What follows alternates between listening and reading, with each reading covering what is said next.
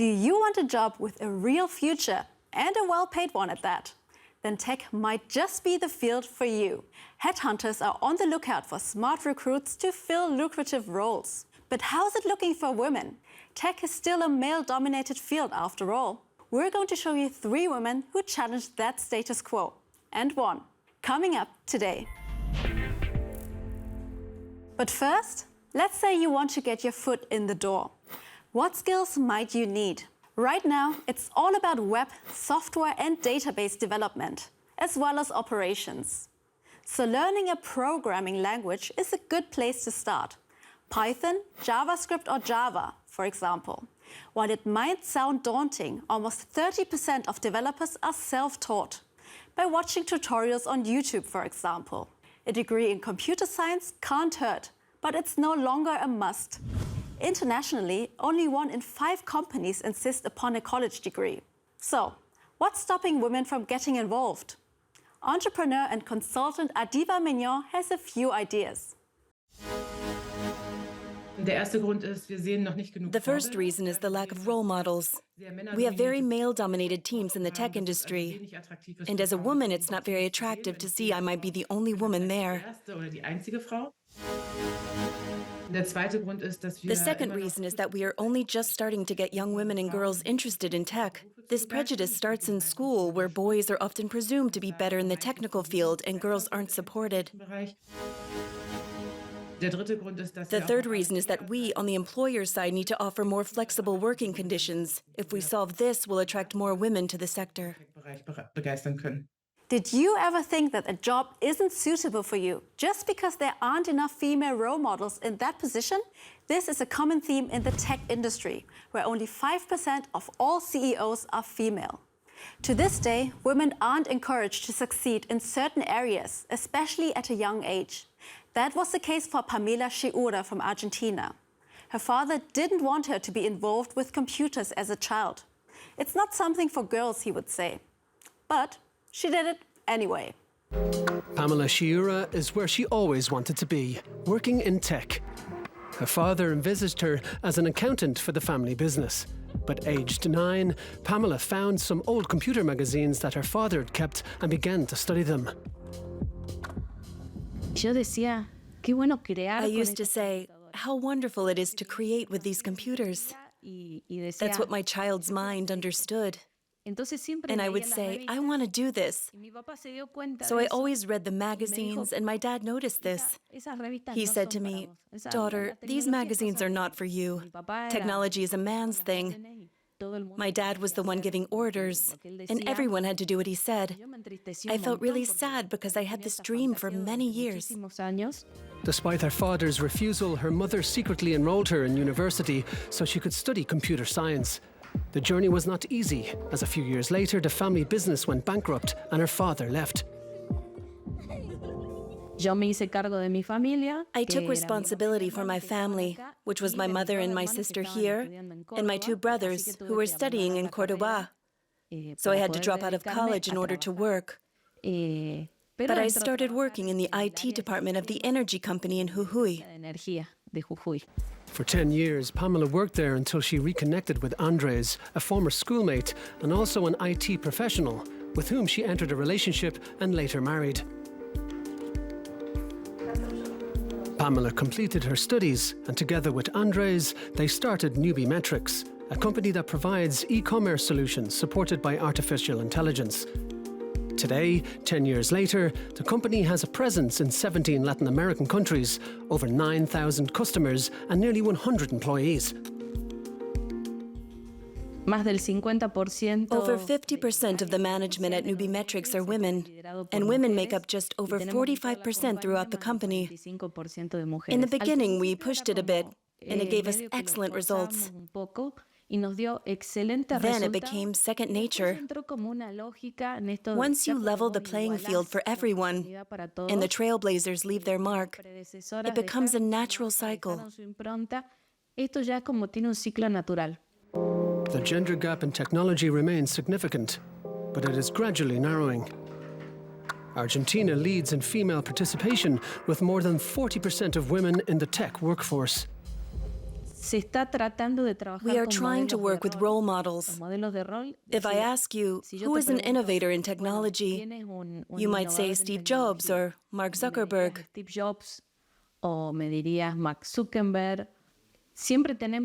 We always have male role models, but we don't have female role models that come to mind immediately. And we must work on that. We need to change this idea that technology is a forbidden world for women.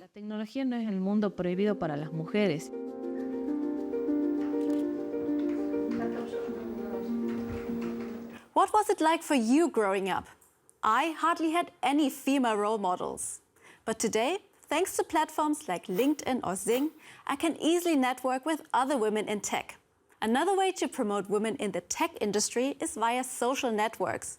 By women, for women.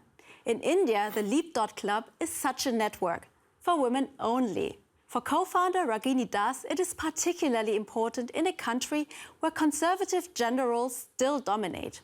Women just have a very different career path. They have a very different point of view. They have a very different upbringing. They have a very different, I think maybe even the vision.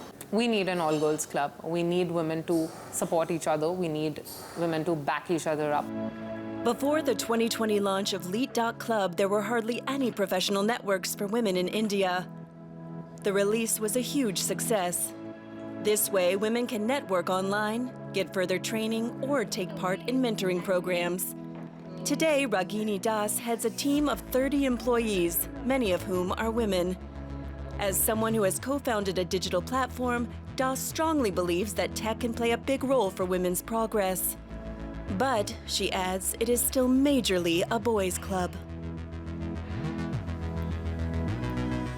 There seems to be a massive gap here in the market. Like even if I have to go to a all tech founders meetup, I will be, unfortunately, one of the very few women in the room. We need to invest a lot more in women in tech. Ragini believes the app has become the medium to bring women together. At a Leap.Club event in Delhi, hundreds of women who met online are meeting up to network professionally. As an artist, I was looking to connect with a lot of like-minded people. I think this app has been extremely beneficial in that sense. I've met a lot of founders, a lot of investment bankers, a lot of interior designers, people, women from all walks of life. So it has been a confidence booster, definitely. The app has been a great platform to make some professional networking. I've met some wonderful women and learned about great professions which I never knew existed. For many women, the Leap.Club app has become an important instrument for finding allies in their professional life. And that's the power of tech. It's got over 1,500 women together today. Networking and support are one thing. True equality in terms of pay is another. Even in 2023, women in the tech sector are still earning an average of 10% less than men. The gender pay gap is slowly shrinking, but why women get less money for the same work as men is beyond me. What's attractive about the tech industry is that many jobs can be done remotely. That offers flexibility and independence, in contrast to many other sectors. Uzvara, a small town 2 hours from Latvia's capital, Riga. Not exactly a tech industry hub. Uzvara is mostly known for its agriculture, but the optical internet connection here is stable and fast. Latvia ranks 16th globally in download speed. Access costs about 17 euros a month. Liva Kalnina from Uzvara has made a career in tech. She works as a data analyst and platform developer for a European car manufacturer.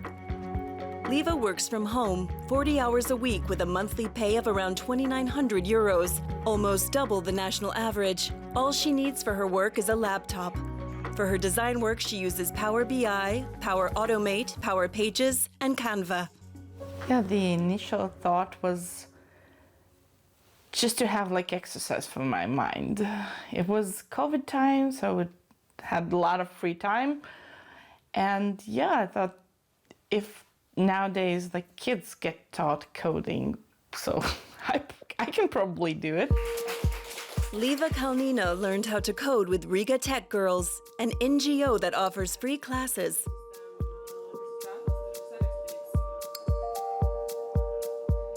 We started off as a community of women in tech and focusing mostly on women and girls. But in the past couple of years, we've grown into a community that is supporting inclusion and diversity in tech. It's about diversity. So everything that we create, for it to be useful and just a good solution for everyone, it needs to be created by people who have diverse experiences. Liva initially wanted to work as a user interface designer. But then she got a job in a different field, as a specialist for data visualization. She sought advice from the Riga Tech Girls.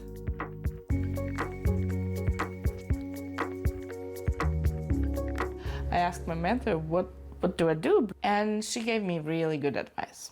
She said, visualization, that's design, right? It's not just data, numbers and coding, whatever. That's design. So you can actually combine, if you like, the math path also and the design path. Yeah, it felt right. For the first time, actually, in my life. A positive working environment creates a thriving atmosphere for employee and employer. Women in the tech industry are important, and the tech world can benefit from diversity a lot. There are many studies that show diversity in teams leads to better results. Women have been underrepresented in technology for a long time. We see it in the development of AI, which is often programmed by men. So there's often a very male view of these technological advances. If women participate more, the product will be much better in the vast majority of cases because of the different perspectives they bring. There are countless reasons to go for a job in tech, especially for women. The opportunities are great, and it's never too late to get started. What are your experiences in the field? Do you feel inspired to dive into the tech world? Let us know what you think, and we will see you next time.